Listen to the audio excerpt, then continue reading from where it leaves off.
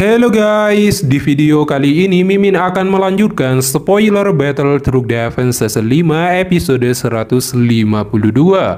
Alangkah baiknya bagi yang baru berkunjung untuk dukung channel ini dengan menekan tombol subscribe. Baiklah, mari kita langsung ke spoilernya. Hunya dan Hunli sungguh tidak menyangka akan ditipu. Yang mereka serang hanyalah avatar Xiaoyan. Cepat kabur. Ekspresi Hunya menjadi suram saat dia segera berteriak dan melarikan diri diikuti Hunli. Penyergapan yang mereka lakukan dengan susah payah tidak hanya gagal, tetapi telah jatuh ke jebakan Xiaoyan dan Sun Er. Namun tiba-tiba Xiaoyan muncul di depan mereka. Sejak kamu datang, mengapa begitu terburu-buru pergi? Hunya mengayunkan lengannya, rantai hitam melesat seperti ular berbisa ke arah kepala Xiaoyan. Xiaoyan tersenyum saat kakinya dihentakkan. Pilar lava melesat ke langit dan bertabrakan keras dengan rantai hitam. Sementara Sun Er mengambil inti energi dari tubuh energi di tingkat 9.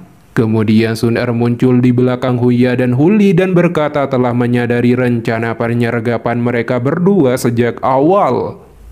Kami memang sedikit kesal. Serangan diam-diam hanyalah upaya untuk menghemat kekuatan. Karena tidak berhasil, kami akan membunuhmu saja.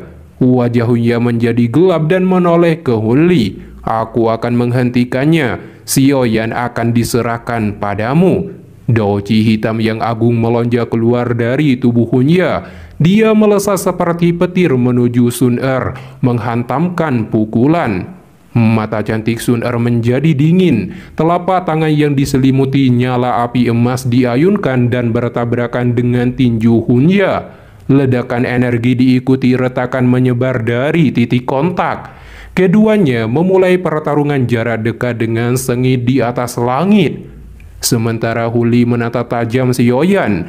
Mungkin dia bisa mengalahkan Guyao, tapi Hunli mengklaim Xiaoyan tidak akan bisa mengalahkannya dan pasti membalas dendam atas lengannya yang hilang hari ini. Lonjakan Douci keluar dari tubuh Hunli setelah suaranya terdengar. Banyak rantai hitam gelap ditembakkan ke arah Xiaoyan dari segala arah. Di bawah serangan ini, Xiaoyan menjentikkan jarinya dan banyak api surgawi melesat seperti meteor dan dengan keras bertabrakan dengan rantai hitam pekat di udara. Ledakan demi ledakan terjadi di langit seperti kembang api. Xiaoyan tersenyum. Jika itu hanya serangan tingkat seperti ini, aku khawatir kamu harus menarik kembali perkataanmu. Hunli menjadi serius. Tiba-tiba sebuah tato klan muncul di dahinya. Aura kekuatannya juga melonjak ke Daozun bintang 8 puncak. Lengan kanannya yang hilang terbentuk kembali dari jiwa. Perubahan ini menyebabkan ekspresi wajah Xiaoyan suram. Hunli mengejek Xiaoyan saat melihat ekspresi terkejutnya. Jenis tato klan ini adalah sesuatu yang klan Xiaomu tidak memiliki kualifikasi untuk memilikinya.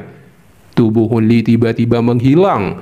Xiaoyan berbalik, mengayunkan tinjunya yang diselimuti api surgawi ke arah ruang di belakangnya. Tetapi tinju Xiaoyan dengan mudah ditangkis oleh Hunli. Di saat berbenturan, Xiaoyan segera melepaskan 3 perubahan api langit misterius tahap pertama hingga ketiga. Kekuatan Xiaoyan langsung meningkat, tetapi dia terkejut merasakan gatal di dahinya. Perasaan seperti ini menghilang dalam sekejap, menyebabkan dia berpikir itu hanyalah ilusi sesaat. Xiaoyan langsung menarik diri ke belakang secara eksplosif.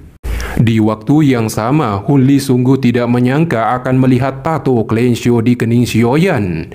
Namun dia masih tidak percaya, karena garis keturunan klan Xiao telah terbuang percuma. Mustahil dia memiliki tato klan.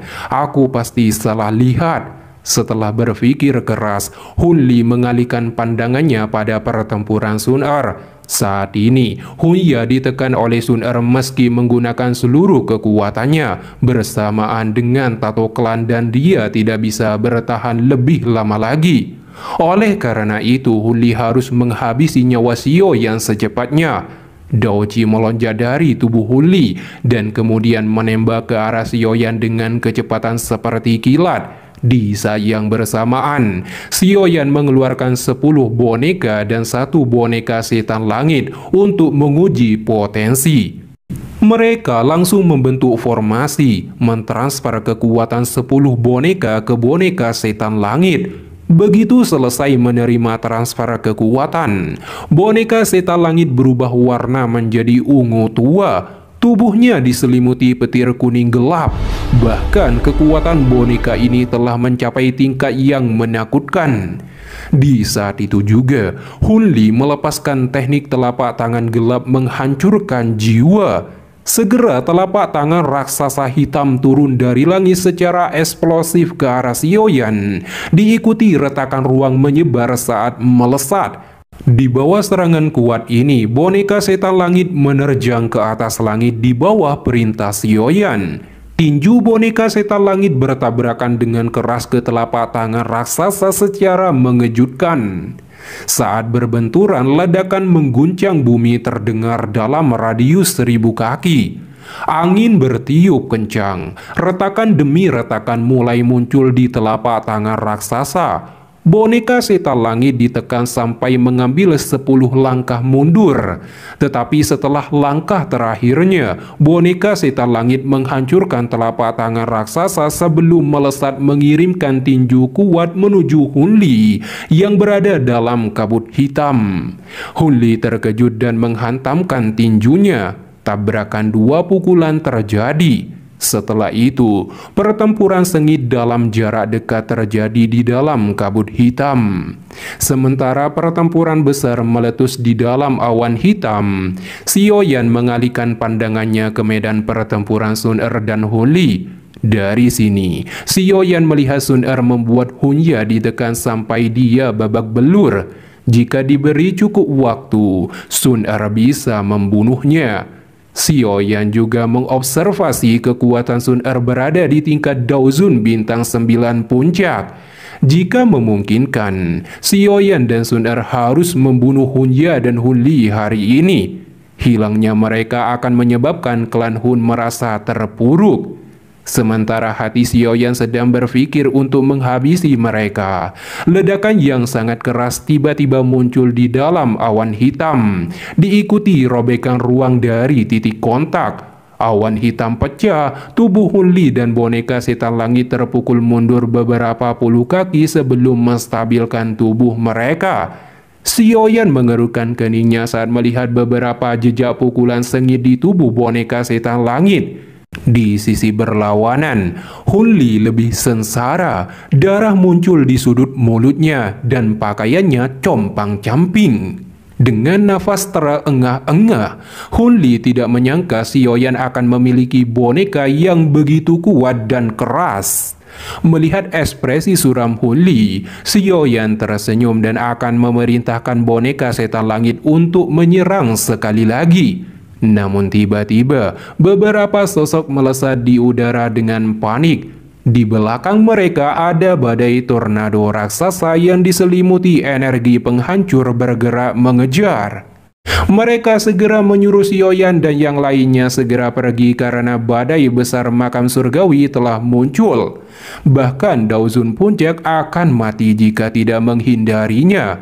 Xiaoyan terkejut melihat perubahan mendadak ini. Telapak tangan Sun Er diselimuti api emas dengan kejam menghantam dada Hun Ya di tengah pertempuran sengit di langit. Menerima serangan ini, Hun Ya mengeluarkan seteguk darah dengan tubuhnya terhayung-hayung mundur.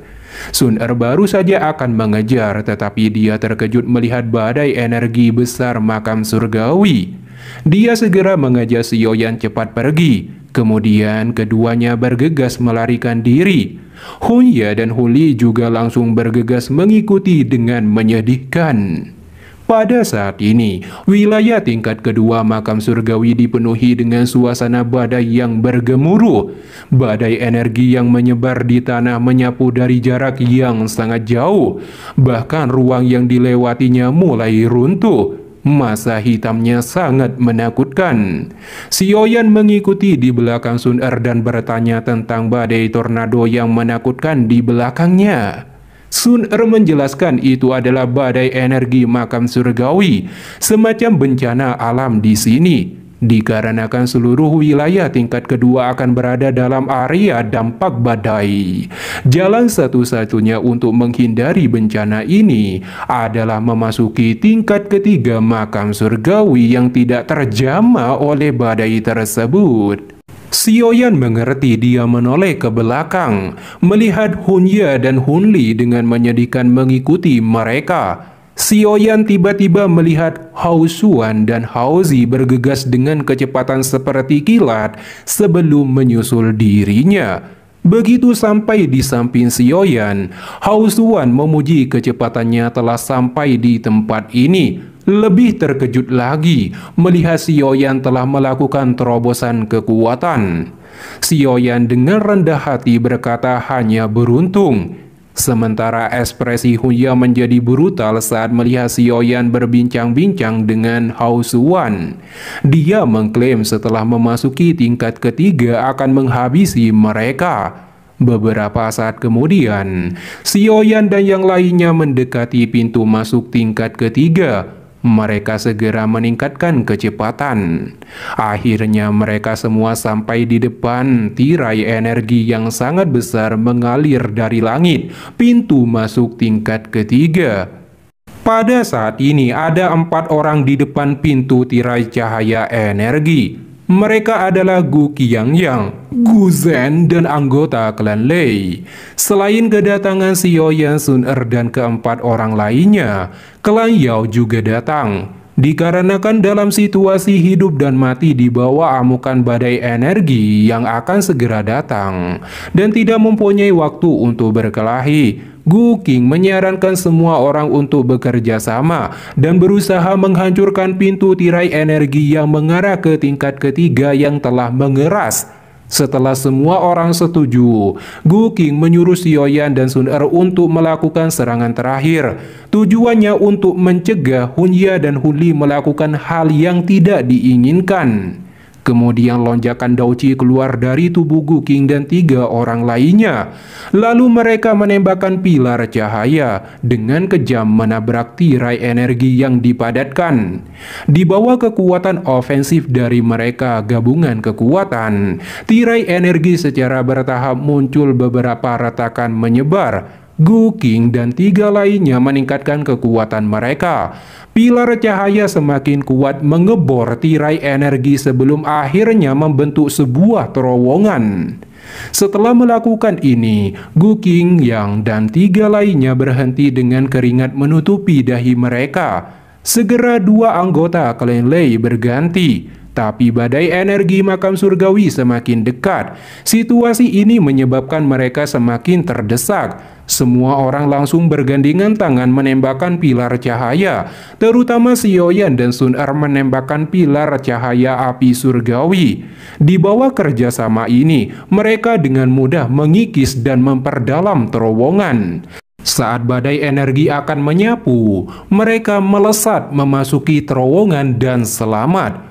Tetapi begitu memasuki terowongan yang dipenuhi dinding kristal, Xiaoyan dan semua orang melihat pintu masuk tertutup dan dinding di kedua sisi terowongan secara perlahan tertutup. Situasi ini membuat semua orang terkejut dan panik. Gu Zhen menyentuh dinding kristal dan menemukan sesuatu. Dia dengan kejam meninju dinding kristal. Garis retakan terbentuk saat tinju menghantam, dan serangga kecil seputih salju bergoyang di dalamnya, mengeluarkan zat dan memperbaiki dinding retak. Xiaoyan terkejut melihat cacing ini, tidak berharap akan memasuki sarang serangga yang sombong. Sementara Gu Qiangyang dan yang lainnya dipenuhi keterkejutan melihat cacing tersebut yang merupakan serangga pemakan kuno. Sun Er berkata ini adalah magical base kecil yang hidup pada zaman kuno dengan koloni yang tak terbatas dan mampu melahap segalanya. Dikarenakan keadaan terowongan perlahan-lahan menutup, Gu Qiangyang mengajak semua orang untuk menerobos terowongan. Segera lonjakan Douqi semua orang dikerahkan. Serangan demi serangan mulai dilakukan secara intens untuk menobrak terowongan. Suara gemuruh yang keras bisa terdengar saat ini. Dalam sekejap, kedalaman terowongan semakin dalam. Namun tiba-tiba jumlah serangga pemakan kuno semakin meningkat dengan cepat mengeluarkan sejumlah besar cairan dan memadatkan dinding kristal. Jika ini terus berlanjut, terowongan ini akan menutup sebelum mereka menembus dinding kristal. Xiaoyan berkata akan menghalangi laju pertumbuhan dinding kristal. Tapi Gu Qiangyang berkata percuma saja, karena para cacing ini dapat melahap semua serangan. Namun Xiaoyan masih tetap melangkah maju. Dia menjentikan api surgawi dan bertabrakan dengan dinding kristal. Suara menjerit tiba-tiba dipancarkan dari para cacing dan terbakar sampai musnah. Semua orang tercengang melihat lubang sedalam 2 kaki muncul di mana api mendarat. Semua orang diam-diam menghela nafas lega pada saat ini juga. Untungnya mereka bisa menemukan harapan sekali lagi karena serangga pemakan kuno tidak dapat melahap api surgawi. Hun Ye menjadi bersemangat menyuruh Xiaoyan untuk cepat membuat terowongan. Tapi Xiaoyan mengabaikannya. Dia meminta Hao Zi dan Yao Xingji menggunakan api surgawi mereka pada 2 sisi dinding kristal untuk memperlambat laju penutupan. Sementara dirinya bertanggung jawab membobol terowongan. Keduanya secara alami menyetujui permintaan Xiaoyan ini. Xiaoyan tersenyum. Selain Hao Zi dan Yao Xingji, dia meminta semua orang untuk memberikan kristal energi karena usaha ini besar dan menggunakan api surgawi sangat melelahkan. Semua orang terkejut mendengar ini. Gu Qiangyang dan yang lainnya segera menyerahkan sebagian besar inti energi yang telah dikumpulkan mereka satu persatu. Namun Hun Ye dan Hun Li sangat tidak rela, tetapi akhirnya dengan terpaksa melemparkan semua inti energinya pada Xiaoyan setelah diancam untuk pergi kembali ke tingkat kedua.